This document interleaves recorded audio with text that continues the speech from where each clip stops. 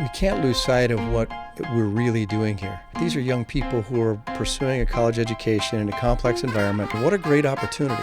You're not only helping the athletic department, but you're helping a student complete their education in a way that they may not have been able to. Hello and welcome to the Active Podcast Studio. This is the Loyal Cougars Podcast. I'm your host, Jake Edmonds. Today we have a couple of special guests. Matt Sanders is the CEO. Scott Stevens is the CMO of Waypoint. You guys power GoCougs.Travel. Give us kind of an oversight. First of all, thank you for hopping on and talking about what you guys are doing for BYU and for the athletes. Yeah, absolutely. We're really happy to be here. I'm Scott, by the way, just so you distinguish between the two of us. Yep. We're excited. We just launched GoCougs.Travel with BYU. Just went live last week. Basically, the high-level 30,000-foot view of this is think Expedia, but for BYU. So booking hotels, accommodations, anywhere around the world. We have 850,000 locations, hotels that fans can book. Instead of booking through some other location, though, go through BYU. And this is a chance for you to not only save on travel, save on the cost of what your hotel is, but actually a percentage that will go back and benefit the BYU athletic program with every hotel you purchase. Great. And I want to point out here, too, that this is not an ad, right? If you're listening to the show, we brought these guys on ourselves. In fact, you posted on Cougar Board and you said, you were heading to the NACDA conference. NACDA is National Association of Collegiate Directors of Athletics. Yeah, well done. The mouthful, Yeah, right? And I reached out to you because I wanted to learn more about what you were going there for, what you were going to gain from that conference. And so I wanted to point that out to listeners is that this is not, you guys aren't paying us to be on, right? That said, how does GoCougs.Travel work? How does it benefit BYU? Like how did that relationship form? Mm-hmm. I can take this one if you want. So I think ultimately most fans understand the change that has happened in college athletics, right? Most of it, the big umbrella term where most people talk about is NIL. Name, image, and likeness. Players can make money. Simple as that, right? There's been another shift that has taken place with where most fans aren't fully aware. I think it's come in the news lately, but there was this House settlement where now universities are on the hook to start paying the athletes directly to the sum of $20.5 million for most Power 4 schools, right? So we went to the NACDA conference and met with schools all over because this is now a huge shift that everywhere, BYU especially, but every major school is looking for ways to. That's not just, they don't have $20 million sitting around waiting to just pay out, right? That money is earmarked for different things. They're looking for ways now. How do we make up that revenue and be able to cover that? That was kind of where the innovation for this whole idea started. Was we want to help universities be able to come up with new streams of revenue, recurring revenue, so they don't have to keep going and tapping those high dollar donors. It keeps asking for more money year after year. That's something that's going to run its course, and I think people are going to be looking for new ways to do that. So that's where this whole idea started. Was we want to give fans a chance to get involved, feel like they can make a difference to their favorite teams. For BYU fans, it's hey, we want to be able to land the next AJ DeBonsa. Let's not just settle here, right? We want to land the next big athletes. We want to give BYU Athletics a chance to be competitive in every aspect, and we're hoping this is a chance for them to do that. How receptive have teams been? Obviously, BYU signed with BYU. I think the future of GoCougs.Travel or future of Waypoint is to expand this out to other schools. Is that a correct assumption? How receptive are schools of this kind of concept? We went to NACDA to test that assumption, to just see how much fervor and furor there was around this need to raise new revenue and how they were going about it. We were super impressed, number one, by the quality of leadership across the university landscape for athletic departments. Really impressive. Second thing we noticed was the theme throughout was revenue, from compliance officers to marketing to athletic directors. They were all talking about how do we transform and learn how to generate new revenue and not just burden our fans or our taxpayers or our university budgets that are already strained. What are some things that we can do? And these guys run really, really complex organizations, right? Iowa State and Kansas State are playing in Ireland this weekend, right? That's hard to do. Meanwhile, they've got to figure out how to come up with $20.5 million new dollars in an already really inflationary economy. And so we were super impressed with that, and we believe that the opportunity is to not just generate donations and continue to flog our donors who've been so phenomenal at BYU and other schools, but create net new paths to revenue. We call it crowd commerce, where we're talking about how can we take an already hyper loyal fan and turn them in and take what they already do and turn them into a participant in a way that will benefit the university and benefit them more, right? Because they're not just Save donating, money. right? Exactly. There's some benefit to donating, but they're getting more value out of that. Plus, we guarantee the best night's sleep they've ever had when they're sleeping in a hotel they bought on GoCougs.Travel. So I think as a consumer, I view this kind of approach, and I think, well, what if I just want to travel? And so the concept of a donation is great, right? But people also want to be able to save. Mm-hmm. Is there, are people, because they're donating, are they actually saving? Like, is that something that they're actually doing, or is the donation kind of just adding to their cost, but it's a feel-good thing, and so they do it anyway? Yeah, no, that's something we've worked really hard to develop in our technology, in our back-end booking software for this, is that we are, on average, fans will be able to save as much as 17% per night in the hotels they book, and as much as 50% in their hotel bookings. Now, granted, we can't sit here and guarantee that's what you're going to save every time. That's the nature of booking hotels and accommodations, right? That it's based on availability, it's based on inventory. And there's certain markets, if you think of big tourism places, best savings you'll probably get are in Las Vegas, Orlando, Cancun, places where people go for spring break, vacations, things of that sort. Those where you're going to see the biggest savings. That being said, we've booked all over. We've done a staycation here in Park City with me and my wife for a couple nights, and I saved $150 for a 2-night stay.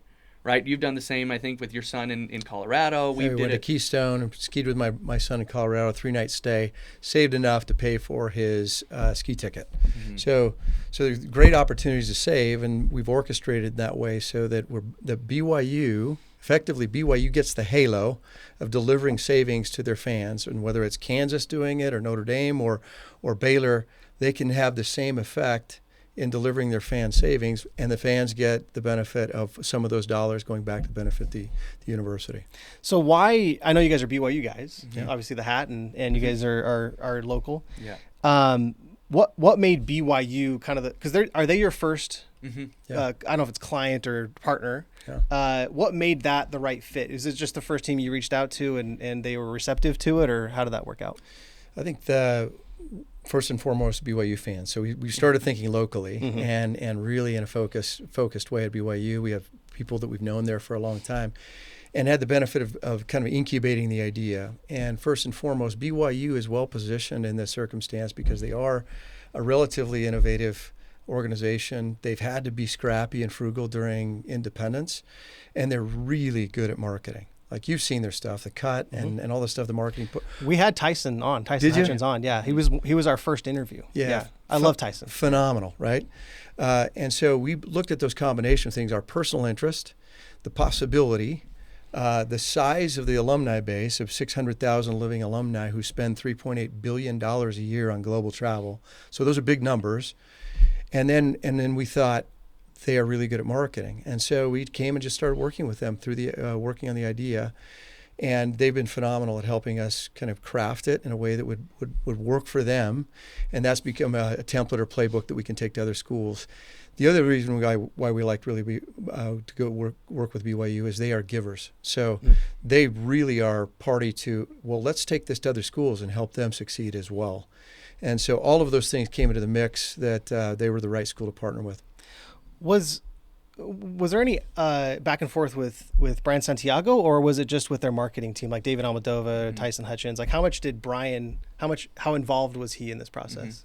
So it's been a long. It's actually started back before Brian was the AD. Okay. So Tom Holmoe was there when this started. This was last fall. Mm-hmm. So during the great run that was BYU football last fall, right, is when we started meeting with them, and it was kind of, again, to everything Matt just said, we were incubating the idea with them, kind of asking some questions, saying, hey, what if we looked at something like this, and what would that look like with the university? Because a lot of it was testing assumptions that we had made. We came in with this idea. We knew there was going to be a market for it. We started looking at the travel numbers and thought, hey, there's a good business here.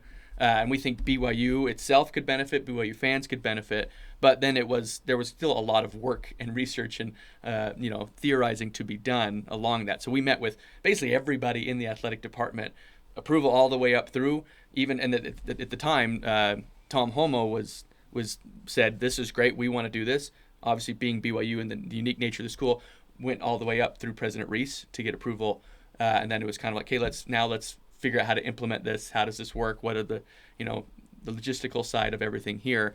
And then obviously now knowing that Brian was named now as the new athletic director, him stepping in and still being a big fan of this, big proponent of that, and wanting to bring this to the fans. I mean, ultimately it means more money for them, right? Like if it works, that's right. It's going to benefit them. You mentioned, I think in your post on Cougar Board, that the concept is simple, and I agree. Like I think of this as something that it feels like I work at Aptive, right? We work for a pest control company. We're local. We're in Provo. It feels like something we could do where our customers, a portion of their proceeds, at least, especially our local customers, a portion of those proceeds go to the athletic department. But you said the execution side of this is difficult. What made it difficult to execute? Mm-hmm. Is it just red tape? Like what's? Yeah, there are a few things. It's a net new concept, right? So universities are number one or number two in terms of institutional loyalty, religion and college athletics or college sports or the university of loyalty itself.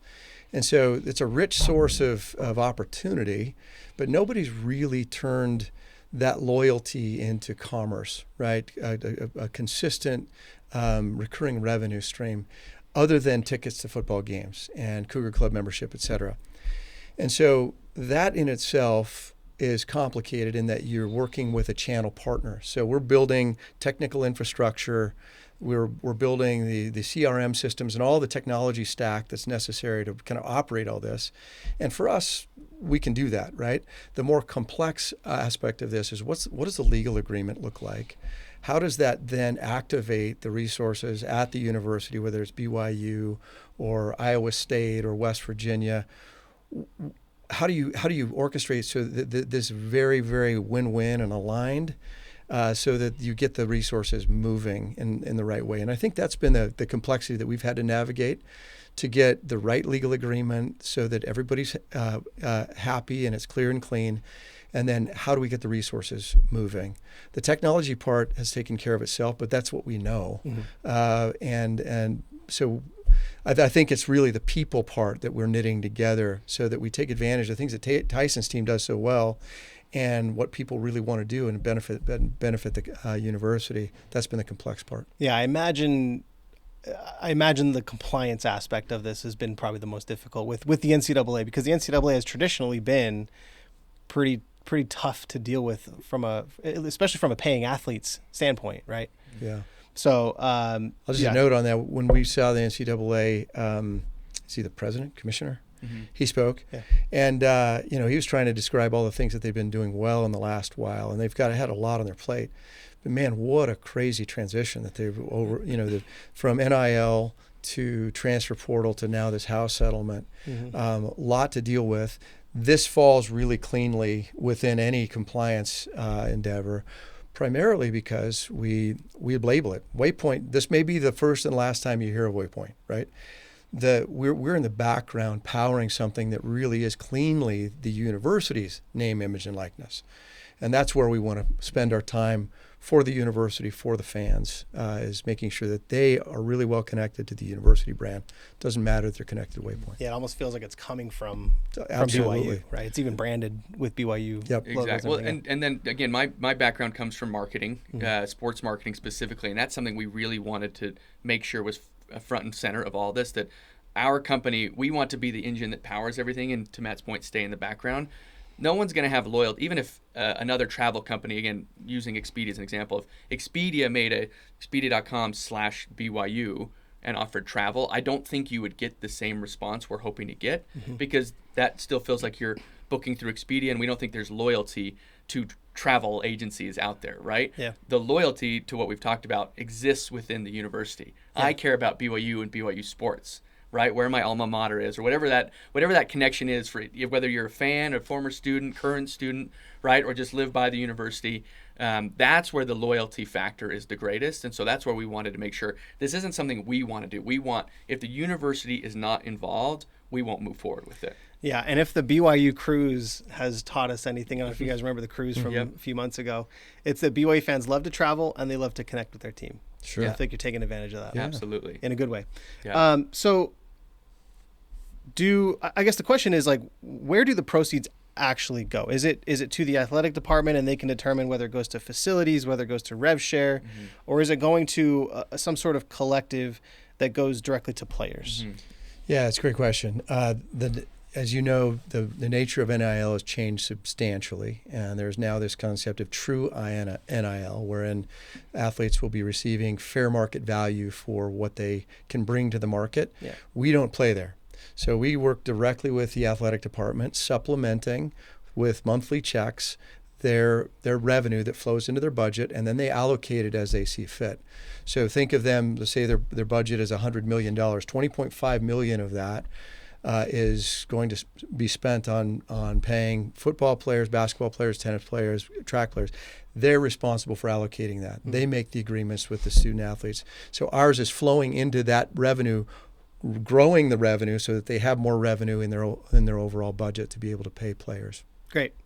That totally makes sense. And Matt, you mentioned, I think in your post, that BYU is in a good position financially with rev share, with NIL.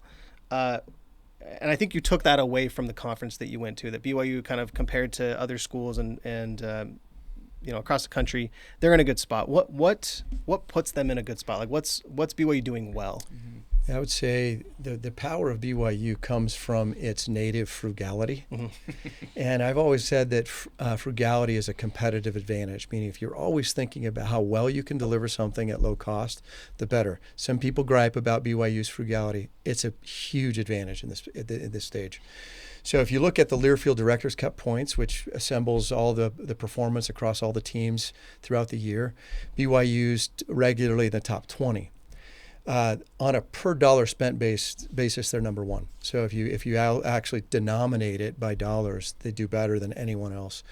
And so every dollar into BYU actually is well spent on the most important things. So kudos to the administration. Credit goes all over the place for that.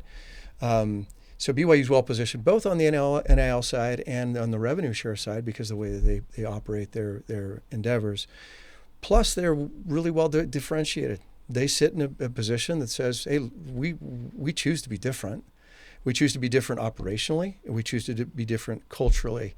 And so I think they sit really well with student athletes and parents of student athletes, as well as donors know that their dollars are going to really well-purposed things. And then fans, if they're participating, something like GoCougs.Travel and others that might emerge, they know that it's well-shepherded resources. And they're not the only ones, though. We have other universities that we really admire. And at NACDA, we got to know some of those.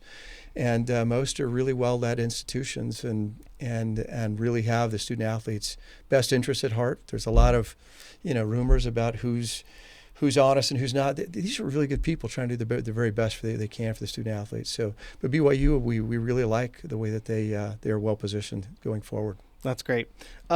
Is there anything else you took away from this conference? I know that it was more than just about rev share and NIL, but I imagine that was a big part of it. What other takeaways did you get from either talking with or hearing from athletic directors, the commissioner? What was the? We went to, so there's a lot of big sessions where every university would attend, huge grand ballroom sort of things where that's where they talked about, like the head of the NCAA spoke and whatnot. Then they had a lot of different breakout sessions and you'd meet with just, a few different universities, workshop things with it. It was fascinating to go to, again, I was with Tyson and some of the marketing people that were there. They would get up and still say, we are in marketing, but now we're in the business of revenue. So what are we doing with our assets, with our social media content, YouTube videos, whatever that might be? How is that going to generate revenue now for the university? So it is feeling it from the top all the way down to the bottom. Even I think you said that, like compliance, how they're figuring out ways. Every asset now that the university owns, stadium, ticketing, everything, they're gonna look for new ways to generate revenue. I think some not kind of patting ourselves on the back. Some hopefully are going to bring value to the fans. There's inevitably, and maybe not at BYU, but other schools, and this is what we've seen across university, there's going to be some things that are going to negatively impact the fan experience. We've seen some other universities start tacking on a NIL tax, right? That it's just basically more fees you're paying for your tickets and whatnot. You're going to start finding universities doing a bunch of different things, trying to get creative in how they start to line up the all the finances there. Yeah, raising ticket prices and probably raising concession prices. We even saw a college put QR codes in the back of the helmets. We thought, let's talk about complexity. How do you execute that? How do fans follow the helmet, pause right? the TV. To donate, right? Yeah. So they're trying all kinds of stuff, and kudos to them. But this is kind of a call to other entrepreneurs as well. Like there are opportunities here to work with universities in new and interesting ways. And some of those shouldn't be, let's just jack up prices on students. Students are paying plenty for their university education. We should find other ways to help supplement that. Yeah. Well, and there's been, I think universities, that was the other thing. We met with a lot of people that work in the fundraising for their universities. They were already starting to feel that donor fatigue. That NIL has been around for just a few years now, 5 or 6 years, really more in 3 or 4 in the last few, right? They're starting to feel that, well, I keep, if I'm going to keep signing a $1 million check just to land the next athlete, what guarantee do I have? They're not getting their name on a building anymore. It's going to bring an athlete that might be there for a year, might be there for even less or something. There's less thing, and if they're not having the success, you can understand how that fatigue would set in. I think even at Auburn, Charles Barkley, who he went on a rant in some interview and talked about that. He said, I make more money than most other alumni for Auburn. He said, if you think I'm going to keep paying $1 million every year just for the next athlete, you're out of your mind. And if someone like Charles Barkley is feeling this fatigue, everywhere else around the country, I think is going to happen as well. Yeah, I mean, there's very little ROI inherently from paying a player for a year to play at a school. It's funny. We actually talked about this on the podcast last week, Tosh and I, and we talked about AJ DeBonsa and his social media presence, how anything he touches goes viral. And I imagine there's some ROI there. I don't know if that ROI goes back to these donors or these people that are donating to collectives, but at least from a BYU standpoint, they've got to be getting some of their rev share back in ROI and in brand awareness and that type of thing. Yeah.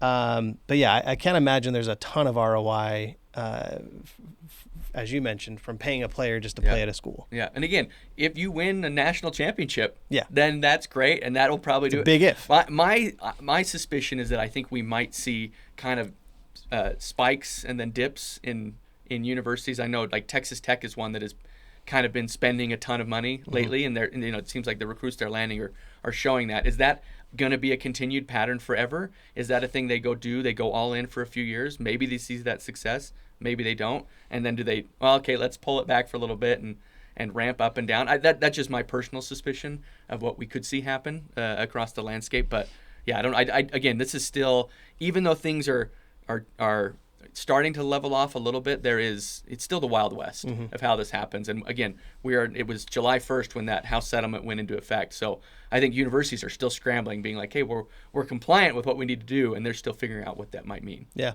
So what's the future for you guys? Do you have any like future initiatives, more kind of innovative approaches to what you're doing, or is it just a matter of partnering with more universities and getting this concept kind of spread? Yeah, I would say that the first objective is speed to market. How do we get this in the hands of more universities? Because there's a network effect. The more universities are involved, Scott can take what he does at his loyalty lab and innovate around campaigns that really work. So think about a campaign that works at Auburn could also work at Alabama, and the audiences don't overlap, right? So there are network benefits for each of the universities who participate. We lower costs for everybody and deliver more benefits. So that's our first order of business, right? Is to get to as many universities as possible, and we've been gratified with the momentum that we already have. It turns out BYU and people are watching BYU. And the nature of where we're taking this with BYU has really affected our ability to expand. The nature also of learning how to help universities turn loyalty into commerce. That may be a a path that can bring other commerce ideas into what we do. We have some ideas, but that we could kind of run that whole cycle through with another kind of an offering. But right now we're laser focused on taking this big wallet share item, which is about $190 billion worth of spending among the P4 universities, getting to them just as quickly as we can. But we also have our eyes on more universities beyond the P4, and then potentially down the road, if this all works, other products and services. And I'll chime in one more thing on that. I think that's what has made BYU such an awesome partner for us, is this kind of really kicking things off from the ground level. I think I was worried when we talked about, hey, we do want to take this to other schools, not just BYU. I think I was a little hesitant. They might say, well, we just want to keep this for ourselves. They were very open and very progressive thinking, and I think it was just the BYU way of kind of sharing that with others, that this isn't just for us, this could benefit everybody. They were very open and very willing to then help us kind of innovate with introductions to other schools, other athletic departments, and opening those doors so that it could benefit others. And I thought that was a really cool experience for us, getting to see that in action. So I think kudos to them and their whole staff there. Yeah, and I think at the end of the day, I think BYU realizes their fans support them, and so even if you do present this to other schools, like that, it's what's in their control is their ability to market this to their fans. Mm-hmm. and they know that their fans like to travel, and they're connected to their university, and so that's interesting. Yeah. That it shows a confidence level in their ability to take advantage of something like this, probably better than other schools. Yeah. Well, and look, take the competitive angle of it too. We've talked about Tyson a lot and his team and the creative department. There's so many talented people there. If it's, think about competing on the field of a football game and what the scheme is, I'm going to take BYU in a head-to-head marketing competition over most other schools across the country as well. So yes, that would be the differentiating factor, is which school is going to market this the best to their fans, get that out there and do that. I think that's where they probably not only have a head start, but the skills and how they market something is they've got a leg up for sure. One other thing that we can't lose sight of what we're really doing here. These are also student athletes, and it starts with students, right? These are young people who are pursuing a college education in a complex environment. They happen to be very talented at sports, but almost none of them will go on to be professional athletes. But they have an opportunity to receive financial aid, as it were, in a new and interesting way. And what a great opportunity for people to actually feel not just that they're helping get BYU win, but they're helping a young person win. Right, in life. And a lot of these student athletes come from complex, really complicated backgrounds. Some are first generation college students. And so there should be an emotional halo about everything that we do when we're supporting BYU Athletics. I'm going to GoCougs.Travel, or whether it be Jayhawk.travel, or whatever it might be, that you're not only helping the athletic department, but you're helping a student complete their education in a way that they may not have been able to. And what a great opportunity. Help them get a leg up. I have a son who's a college athlete. They are putting in 11 months straight to work at their craft and go to school. And they can't do internships. They can't prepare themselves for their career in quite the same way as other college students. So receiving this kind of support helps them succeed in athletics, but also in life in new and interesting ways. So we should never lose sight of that. That's the real mission behind all of what we're doing, is these are students that need to go forward in their life and prosper. Love it. All right, guys. Well, thank you. I appreciate you for hopping on. Matt Sanders, Scott Stevens, CMO, CEO of Waypoint, which powers GoCougs.Travel. If you want to book a vacation, support our student athletes, support BYU's partners, head over to GoCougs.Travel. If you like what you heard in the podcast today, head over to YouTube, like, subscribe, comment, hit the bell to get notified. Also head over to Spotify, Apple Music, leave reviews there and comments as well as we keep this thing growing. We appreciate you guys for hopping on, and wish you the best. Thank you. Thank you. Go Cougars.